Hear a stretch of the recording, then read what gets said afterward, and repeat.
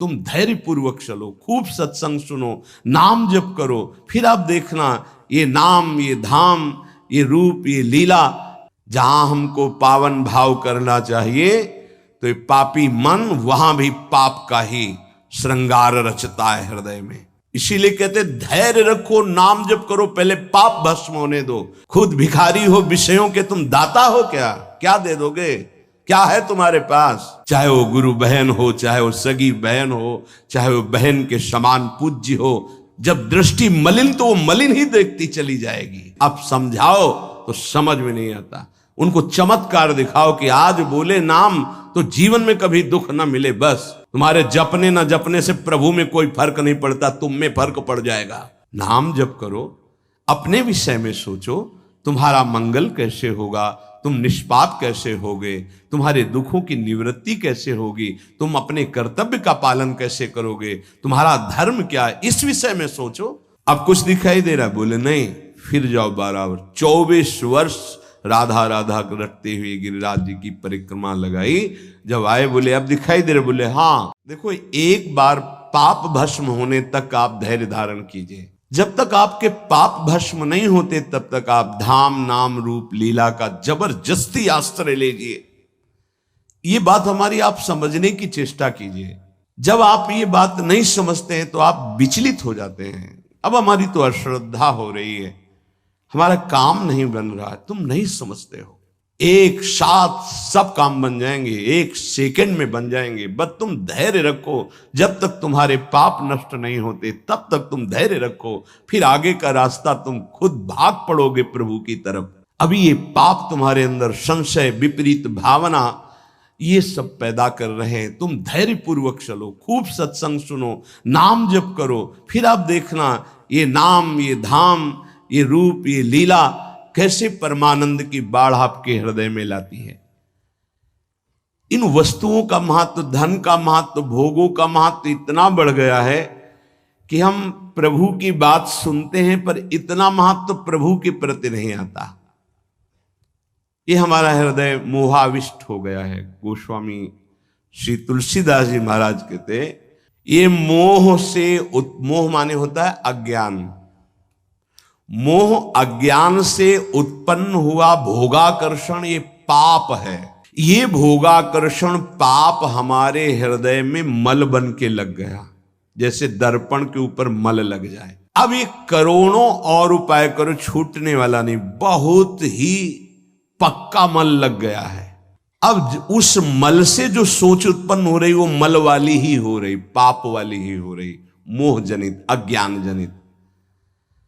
ये पापाभ्यासी मन और इंद्रियां जन्म जन्म अभ्यास निरत चित्त, चिंतन करने वाला चित्त, मनन करने वाला, संकल्प विकल्प करने वाला मन, एक ही 4 रूपों में वर्णन है। निश्चय करने के कारण बुद्धि, स्वीकृति के कारण अहंकार, अज्ञान के कारण, मोह के कारण ऐसी कामना वासनाएं हुई जिससे जन्म जन्म पाप होते रहे। पाप हमारे हृदय में ऐसे मल रूप से चिपक गया कि सही बात दिखाई नहीं दे रही। जैसे दर्पण साफ करो तो अपना सही स्वरूप दिखाई दे, अब वो मल लगा है तो दिखाई नहीं दे रहा। अब जितने विचार हो रहे हैं वो मल वाले हो रहे हैं। अब निर्मल वाणी उसको समझ में नहीं आएगी। संत महात्मा, शास्त्र, गुरुदेव, इनकी निर्मल वाणी उसके अंदर क्यों म्यों प्रश्न संशय, क्योंकि मल है। जन्म जन्म अभ्यास इसी मल का किया है, अधिक अधिक लपटाई। जहां छुटाने का अवसर मिला मानव देह में, वहां और पोत रहा है ऊपर से पाप रूपी मल अपने हृदय में। आंखें मलिन हो गई, कैसे प्रभु को देख पाए? नहीं देख पाए। संत दर्शन, भगवत श्री विग्रह दर्शन, ये भी नहीं हो पाते। देखते हैं मलिन हृदय है ना, वो देख ही नहीं पाते। देखते हैं प्रभु के सामने गए, प्रभु में आंख नहीं मिला सकते, वो इधर उधर का विषय सामग्री देखी, दोष दर्शन किया, चल दिए। वो देख ही नहीं पाते जो देखना चाहिए, क्योंकि नेत्र मलयुक्त हो गए। क्या, कैसे मल? पराई माता बहनों की तरफ काम दृष्टि से देख देख करके, दूसरों के दोष दर्शन कर करके ये अपने नेत्रों को मलिन कर लिया। नयन मलिन पर नारी निरखी, मन मलिन विषय संग लागे। ये मन मलिन हो गया, क्या? विषय भोग का चिंतन करके। जिधर देखे, अब ये अभ्यास तुमसे महापाप कराएगा, भगवान के प्रति भी कर लेगा, ये देवी शक्ति के प्रति भी ऐसे ही मलिन भाव कर लेगा। जहां हमको पावन भाव करना चाहिए, तो ये पापी मन वहां भी पाप का ही श्रृंगार रचता है हृदय में। भगवान भगवान मुझे ऐसा दंड दे रहे हैं, भगवान है कहां भगवान? करो मनमानी पाप, तुम्हें भगवान दिखाई देंगे, तुम्हें भगवान से के निर्णय का पता चल पाएगा। इसीलिए कहते धैर्य रखो, नाम जप करो, पहले पाप भस्म होने दो, फिर आप देख लेना, फिर हृदय नाच पड़ेगा। ये ऐसा आनंद का मार्ग है, ये ऐसा थोड़ी कि तुम्हें कोई भुलावे में डालने के लिए। क्या तुम दे दोगे? खुद भिखारी हो विषयों के, तुम दाता हो क्या? क्या दे दोगे? क्या है तुम्हारे पास? अरे सच्चिदानंद बप्पू भगवान श्री लालजू महाराज का जिन्होंने आश्रय लिया, उनको किसी विषयों की चाहत रखने वालों के आगे हाथ फैलाने की जरूरत है? प्रणत कामदम पद्मजार्चितम। तो क्यों वो तुम्हें प्यार कर रहे हैं, क्यों वो तुम्हें दुलार कर रहे हैं? तुम्हारे मंगल के लिए कर रहे हैं। तुमको जो मिल रहा है उसको स्वीकार कर लो, तो तुम्हारा जीवन कृतार्थ हो जाएगा। क्या है तुम्हारे पास? अरे जिनके पास अपार धन है वो भी चिंता और शोक से जल रहे हैं, क्योंकि मृत्यु उनका इंतजार कर रही है। मृत्यु धन से थोड़ी हटाई जा सकती है। मृत्यु का भय किसी पद से नहीं हटाया जा सकता, किसी वैभव से नहीं हटाया जाता। मृत्यु का प्रहार शरीर पर है, शरीर राग त्यागी ही मृत्यु भय से मुक्त है। राग का त्याग करना कोई खिलवाड़ नहीं है, भगवत अनुराग से शरीर के राग का त्याग होता है। यहां मलिनता बढ़ाते चले जा रहे हैं, वही भोग दृष्टि इतनी बढ़ जाती है कि अपनी बेटी बहन के प्रति भी दृष्टि बढ़ जाएगी। कलिकाल विहाल के मनुजा ने मानत को अनुजा तनुजा। चाहे वो गुरु बहन हो, चाहे वो सगी बहन हो, चाहे वो बहन के समान पूज्य हो, जब दृष्टि मलिन तो वो मलिन ही देखती चली जाएगी। नयन मलिन पर नारी निरखे, और मन मलिन विषय संग लागे। मन बस वही भोगों का चिंतन कर रहा है, इंद्रिय विलासता का चिंतन कर, ये मलिन मन का चिंतन। संपूर्ण अंतःकरण मलिन हो गया। मान वासना, मेरा सम्मान हो, करो पाप कर्म और सम्मान की चाह रखो, कैसे प्राप्त हो पाएगा? जगत बंदनीय वही है जो निरंतर भगवान नाम जप करते हुए शास्त्र आज्ञा से चलता है। जगत बंदनी बिस्तरे सब जग विमल की रति, साधु संगति नाटरे। उसके हृदय में सम्मान की चाह नहीं है, पर लोग सब जगह जहां जाएगा उसको सम्मान मिलेगा, क्योंकि उसने पापों को विध्वंस करके भगवान नाम का धन एकत्रित किया है। समझो हृदय की बात। हृदय वासना से मलिन है, वासना परत की परत जमी हुई। जब वही वासना बढ़ जाती तो उसे कामना कहते हैं। अरे एक दो वासनाएं, दुर्वासना मम सदा परिकर्षयन्ति। ज्ञान रूपी झाड़ू लगा करके देखो, तब तुम्हें दिखाई देगा कि वासना का पहाड़ जैसा कूड़ा जमा है हृदय में। मद, अहंकार, ये सब हृदय को मलिन कर रहे हैं। मान, मद, वासना। बोले जीव सहज सुख त्यागे। जीव का स्वरूप ही है सहज सुख राशि। वो सुख बिंदुओं में भागकर पाप कर रहा है, अगर लौट आवे पाप नष्ट हो जाए तो वो खुद आनंद स्वरूप है, उसे किसी आनंद का अभाव नहीं है। पर मलिन मन, मलिन हृदय, मलिन नेत्र पाप पर पाप करते चले जा रहे हैं जन्म जन्म से। अब समझाओ तो समझ में नहीं आता। उनको चमत्कार दिखाओ कि आज बोले नाम तो जीवन में कभी दुख ना मिले बस। और जो कमा के रखा है उसको कौन भोगेगा? अवश्यमेव भोक्तव्यम कृतम कर्म शुभाशुभम। तुम्हारे जपने न जपने से प्रभु में कोई फर्क नहीं पड़ता, तुम में फर्क पड़ जाएगा। अगर भगवत विमुख हुए तो ये भी जन्म नष्ट हो जाएगा, तुम्हारा अहंकार काम नहीं करेगा। अभी मानव देह मिला, कर लो थोड़े दिन अहंकार, इसके बाद पता चल जाएगा। इसलिए अहंकार छोड़ो, शास्त्र आज्ञा, संत आज्ञा, गुरुजनों की आज्ञा का पालन करो, जिससे तुम्हारा हृदय महान हो जाए। उस महान को प्राप्त करने के लिए हृदय महान चाहिए। तुम्हारा स्वरूप ही है आनंदमय। जीव सहज सुख त्यागे, सहज सुख राशि। तू अपने को नहीं जान पा रहा, इसलिए देह भाव से पापाचरण कर रहा है। गोस्वामी जी कह रहे, मेरी श्रवणेंद्री भी मलिन हो जाती जब हम दूसरे की निंदा सुनते हैं। और ये बहुत अच्छा लगता है, जब किसी की निंदा हो रही हो तो सुनने में ऐसा लगता है जैसे कोई उसे राज्य पद मिल रहा हो। अरे सावधान रहना चाहिए। दूसरे की निंदा सुनने मात्र से उसके सारे पाप हमारे ऊपर आ जाते हैं। कहीं परनिंदा हो रही हो तो वहां का सिद्धांत है, कान में अंगुली डाले, राधा राधा, कान में इसलिए कि अब दोबारा शब्द ना पढ़ पावे, और वहां से खड़ा होकर चला जाए। यदि सभा में किसी की निंदा हो रही है और वहां आप बैठे हैं तो आपको वैसे ही अपराध लगेगा जैसे वो निंदा कर रहा है या उसका विरोध करे।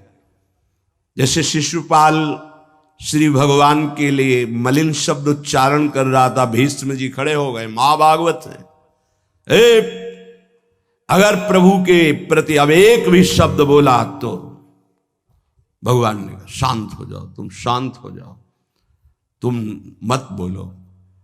कुछ राजा शिशुपाल के पक्ष के थे, आवेश में भीष्म जी आ गए। अगर श्री कृष्ण को कोई एक शब्द भी बोले, मेरे आराध्य देव, पूरी सभा के ऊपर पैर रखता हूं। अर्थात हर वीर को ये मैं कह रहा हूं कि अगर श्री कृष्ण के विपक्ष में कोई बोला तो मैं रौंद दूंगा। केवल मैं भक्त ही नहीं हूं, मैं महाबली हूं।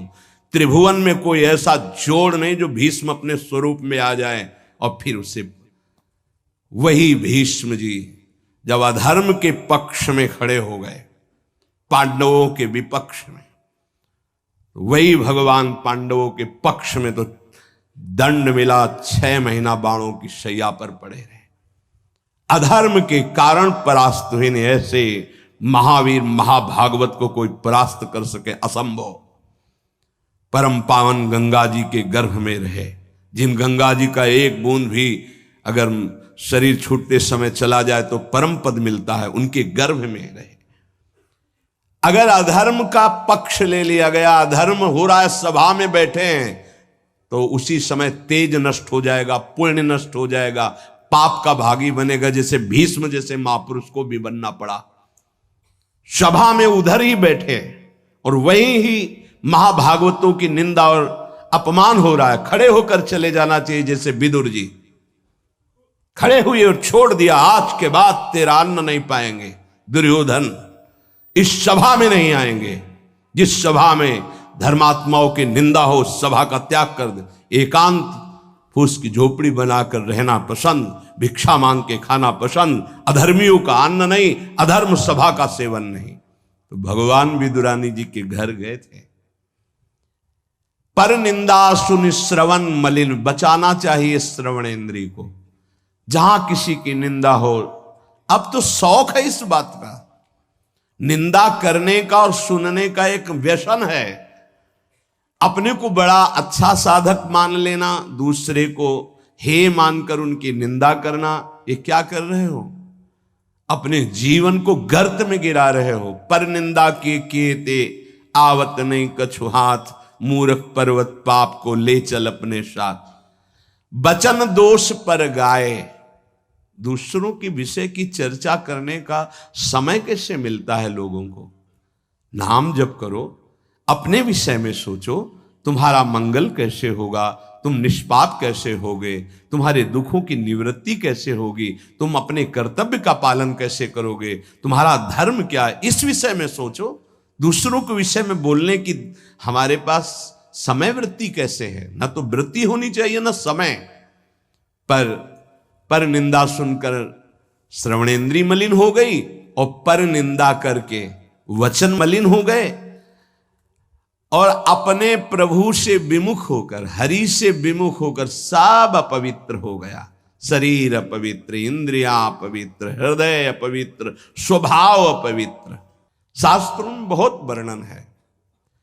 पाप नाश के बहुत से उपाय हैं, बड़े बड़े व्रत, कृच्छ चंद्रायण आदि व्रत, उपवास करने से कुछ पाप क्षीण होते हैं, लेकिन पाप प्रवृत्ति का नाश नहीं होता।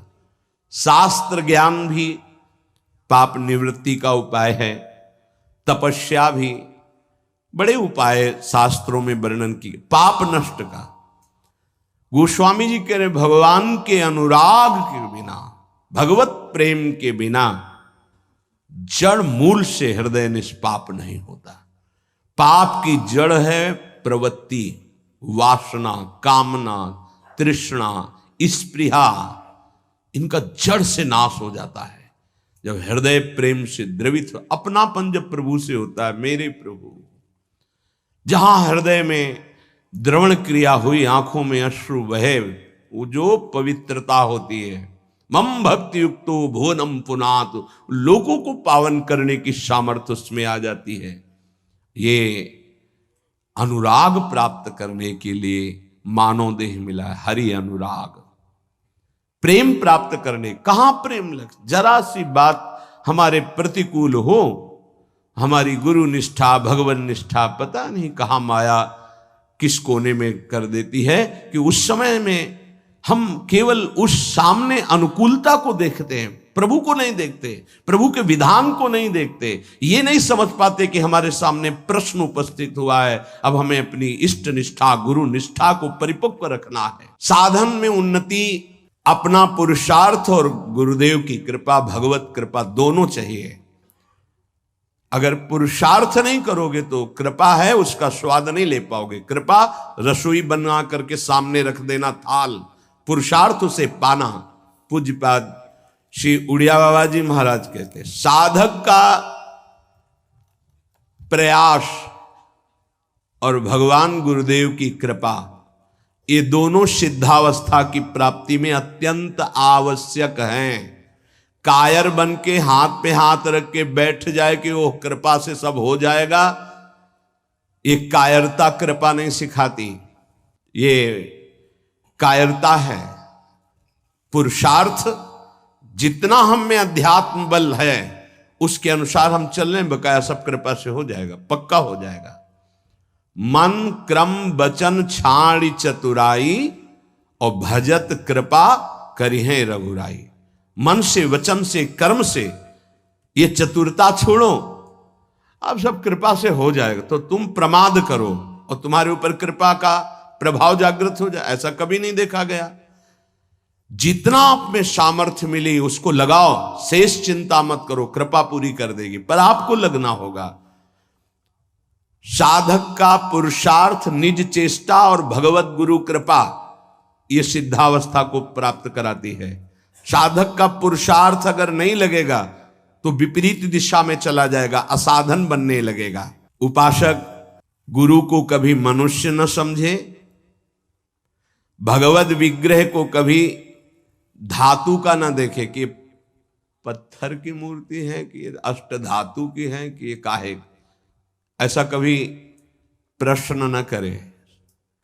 इष्ट देव का अवतार होता है अर्चा विग्रह रूप में, अर्चावतार। दो प्रकार से प्राण प्रतिष्ठा होती है, एक होती मंत्रों के द्वारा और एक होती भाव के द्वारा। निरंतर जो मंत्राकार वृत्ति की हुई, भजन में डूबे हुए महापुरुष है, जब तदात्म वृत्ति से श्री विग्रह की तरफ देख ले, उसी समय हलचल पैदा हो जाएगी, प्राण प्रतिष्ठा हो गई। छाती से लगा लिया, प्राण प्रतिष्ठा हो गई। मंत्रों का एक अनुष्ठान वैदिक सिद्धांत से और एक है भाव सिद्धांत।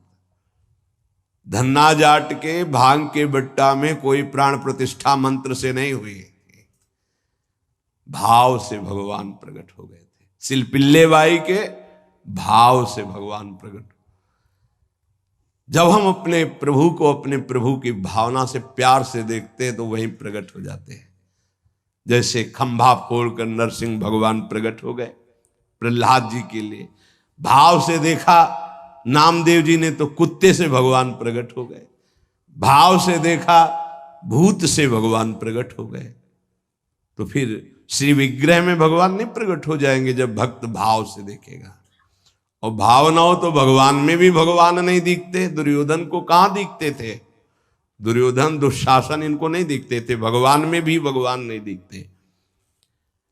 गुरु को मनुष्य समझना, भगवद विग्रह को धातु या पाषाण का समझना, गुरु मंत्र को साधारण शब्द समझना, चरणोदक को सामान्य जल मानना, भगवत प्रसाद को भोजन मानना, अन्न मानना, साधु की जाति पर दृष्टि रखना, ये उपासक को सावधानी पूर्वक त्याग कर देना चाहिए। ये उपासना के बड़े विघ्न हैं। यदि ऐसा भाव बना रहेगा तो उपासना सिद्ध नहीं होगी। कभी कभी चूक हो जाती है। प्रसाद में अन्न या फल दृष्टि नहीं रखी जाती, सिर्फ प्रसाद। और वैष्णव पद्धति है, प्रसाद का किनका मुख में अगर डाल लिया जाए तो कोई भी व्रत भंग नहीं होता, चाहे निर्जला ही क्यों न हो। भगवत प्रसाद में ये भाव नहीं रखा जाता कि ये अन्न है या अमुक वस्तु है, नहीं। प्रसाद में यदि भोजन अन्न वस्तु, आज अन्न है तो कल प्रसाद कैसे हो जाएगा? प्रसाद तो सिर्फ प्रसाद है और उसका किनका डालने से हर व्रत की पूर्णता होती है। चरणामृत, जैसे जो लोग नहीं जानते, वो जब बटता है तो बोले थोड़ा जल हमको भी दे दीजिए। जल नहीं है, चरणामृत है। चरणामृत को जल समझना। प्रभु के सामने जाकर के पूछना, ये मूर्ति काहे की है? पत्थर की है, संगमरमर की है, ये धातु की है? बड़ा अपराध कर रहे हो। ऐसा कभी प्रभु के श्री विग्रह के सामने नहीं। ये संत किस जाति के हैं? ऐसा कभी नहीं। गुरुदेव साक्षात परब्रह्म तस्मै श्री गुरुवे नमः। ऐसा भाव कहाँ हो पाता है? परब्रह्म परमात्मा भाव गुरुदेव पर हो पाना है तो बड़ी मुश्किल की बात है। यहां तो साधु भाव ही हो जाए, बहुत बड़ी बात है कि ये संत है। पूर्ण मनुष्य बुद्धि बनी रहती है। इसीलिए हमको अपने गुरुदेव में आराध्य देव नहीं दिखाते, नहीं तो गुरुदेव अपने स्वरूप को ही तो दिखाने के लिए विराजमान है। इसमें शिष्य के नेत्र की बात है। गुरुदेव तो कृपालु हुए हैं। जब हरिव्यास देवाचार्य जी अपने गुरुदेव के पास आए तो जब शिष्यत्व की बात की तो उन्होंने कहा, तुम्हें कुछ दिखाई दे रहा है? बोले नहीं, जाओ 12 वर्ष गिरिराज जी की परिक्रमा। फिर आए, राधे राधे। अब कुछ दिखाई दे रहा है? बोले नहीं, फिर जाओ 12 वर्ष। 24 वर्ष राधा राधा रटते हुए गिरिराज जी की परिक्रमा लगाई। जब आए बोले अब दिखाई दे रहे? बोले हाँ, आपकी गोद में प्रिया प्रीतम विराजमान है। ये अब दृष्टि आई। गुरु को मनुष्य मानना, प्रायः मनुष्य ही मानते हैं। हमें लगता है कि 1000 में कोई 1-2 ऐसे होंगे जो ये भाव हो कि गुरुदेव हमारे ब्रह्म हैं। छवि या मूर्ति विराजमान करके तो पूजा सब करेंगे, लेकिन मनुष्य बुद्धि या बहुत बहुत संत बुद्धि, उसमें भी प्रश्नवाचक चिन्ह। साक्षात पर ब्रह्म कहने को तो सामने जाके बोलेंगे गुरुर् ब्रह्मा गुरुर्विष्णु गुरुर्देव महेश्वरः गुरु साक्षात पर ब्रह्म तस्मै श्री गुरुवे नमः। विचार करो, इसमें से एक भी माना है तुमने? गुरु को ब्रह्मा माना है या हरि माना है या शिव माना है या साक्षात पर ब्रह्म माना है? बड़ा मुश्किल है। केवल कह देना अलग, बोले होना भी तो चाहिए साक्षात पर ब्रह्म। केवल बातों से कोई पर ब्रह्म थोड़ी हो जाता है। तो पाषाण में पर ब्रह्म था क्या? वो तो अव्यक्त था, तुम्हारे भाव से व्यक्त हुआ ना। तुमने पर ब्रह्म की भावना की तो मुस्कुराता हुआ ब्रह्म प्रकट हो गया। तो गुरुदेव तो चैतन्य ब्रह्म है। आपकी भावना यदि हो जाए, कुत्ते से विट्ठल भगवान प्रकट किए तो भावना ही तो की प्रभु प्रभु सूखी मत खाओ, थोड़ा घी रोटी मिला, नाथ आपके लिए ही तो है। तो ऐसे देखो, साक्षात विट्ठल भगवान गुरुदेव में प्रभु आपका सर्वस्व, आपका प्राण मन तन सब, मैं आपकी ही तो उपासना कर रहा हूं। मुझे और कोई भगवान नहीं चाहिए, बस आपका साक्षात्कार हो, आप प्रसन्न हो जाए, आपकी अधीनता। ऐसा कहाँ,